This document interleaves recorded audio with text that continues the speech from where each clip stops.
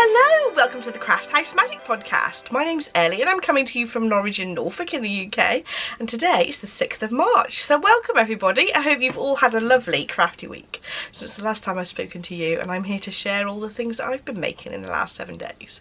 So today I just have some knitting and a question from the Ask Me Anything thread. So you can find me on social medias, Instagram, Ravelry and Facebook as Craft House Magic, and I have my own website called crafthousemagic.co.uk where you can find the show notes for the podcast and my online shop which sells hand-dyed yarn, project bags, stitch markers and higher knitting needles. We have a couple of make-alongs going on at the moment. So in the Ravelry group we have the Retro Mal, which goes till the end of March, and it's all things retro in any technique, so come and join, you've still got plenty of time. And we've also just started the What a Lot of Potter Cal, and me and Becky from the Back to Blighty podcast have teamed together to do Harry Potter themed projects, and basically it just needs to be a pattern out of this book, Knitting Magic, which came out not so long ago, and there's so many lovely projects there. The lady who's designed this, I think it's a lady, Tanis Gray, she's very talented. There's some really beautiful pieces there. I have finally decided what I'm going to knit, because I was still umming and ahhing up until a few days ago, and I should have put a bookmark in there really, shouldn't I? But no. So I am doing the scarf, or at least this first, because there are loads of other things I'd like to make, and it's colour work, and it's an Aran weight colour work. So I've actually dyed up some of my own yarns to be knitting this with, and they're drying at the moment, so I can't show you them just yet. But next week hopefully I'll be able to show you some progress on my actual thing that I'm making out of the book, which is a bit late, I'm afraid. I'll get there slowly. People are already chatting away on the discussion thread, which is in my group, and the FO thread will be in Becky's group from the Back to Blighty podcast. I will put a link in the show notes to both of those threads as well. I just want to mention again, there'll be another meetup for Barbara's Day Out on the 29th of March if you'd like to come. It will be at Dunstan Hall on the 29th of March from 12 till 3. Basically, I was just going to meet up in the bar area rather than arranging a meal. We can just have like teas and coffees, and then if you want to order bar food, you can do. You don't have to have it if you don't want to. So I thought that would be a better idea than having a definite sit-down meal. So that's the meetup, and then let's get into the good stuff. So we've got knitting to show you first, and I have a finished object. I'm very pleased with myself. So these socks, these were the first socks that I knitted in my country garden sock pattern, which I actually changed slightly. I made the trellis a bit less deep, and I put some different space in different areas. So there are some changes that were made after I'd done this first sock, when I did the proper pattern. But I decided I want to finish off my single socks and have a pair, so I finished off the second socks for those. So the sock yarn that I'm using is a Knit Picks Felice, and it's a lovely soft sock yarn. Felice is. It's very thick actually for a 4-ply yarn, but I really enjoy knitting with it. I knit these in 2.5mm needles, and I did 64 stitches. I tend to do the Knit Picks Felice because it's a bit thicker. I tend to do about 60 stitches on 2.5mm needles for me, because I've got quite big legs. But because of the trellis bit, and that this is sort of a cable-y pattern, it pulls it in slightly, so it's good to have a few more stitches there.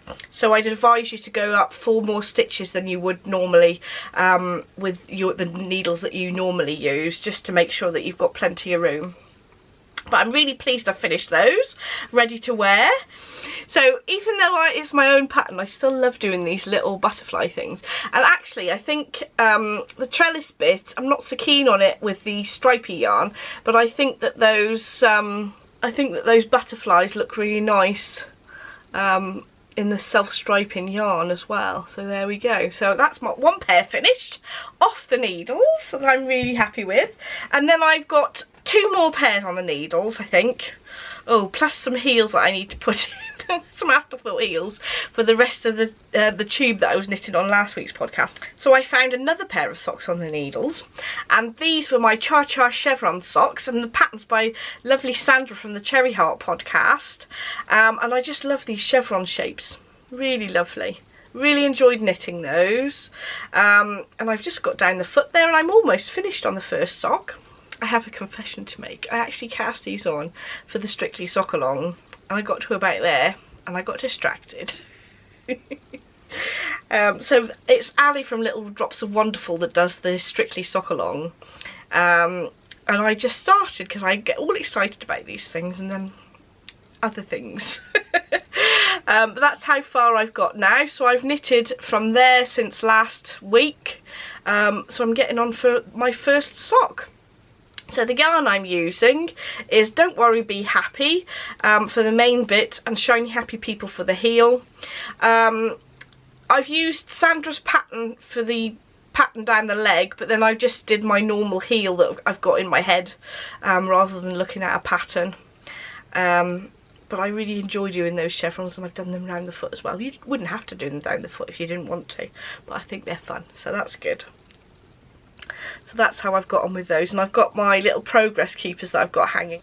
So I've got a little lemon version of a jammy dodger, and then further down the sock I've got a little piece of lemon meringue pie, and they're both from Cheryl at Chapelview Crafts.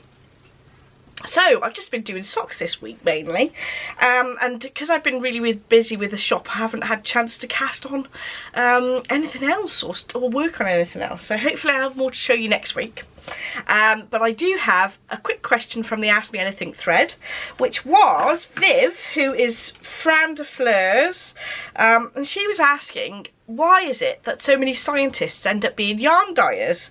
I suppose that I did quite a lot of solution making in the labs when I used to work in the lab, so you're quite au fait with using chemicals and things, and you're not frightened to have a go really, because you've done something a bit like it before. And she was asking me, do you have a designated space for dyeing? I do, the garage. It's very scruffy. I've literally got breeze blocks on the walls all around me, so I never film in there because it looks a bit of a mess. I've got an old piece of worktop that my husband's friend was getting rid of out of their old kitchen, so we had it off them so that I could work on it, so that's useful. And there's just some old kitchen cupboards from the same person's kitchen as well that they were going to throw away, so that's my little studio. So it's not very exciting, but at least I've got an area that I can keep all my dyes in, and just separate from the food in the house, etc., so that I can leave everything sort of running without having to clean it up when we want to have meals and things. So I think quite a few people use their kitchens, which can be a bit of a pain. So I hope that answers your question, Viv. Thank you so much for asking a question in the Ask Me Anything thread. I think that's all for today. Thank you so much for watching. Don't forget to like and subscribe if you'd like to see more, and I shall see you in the next podcast. Bye!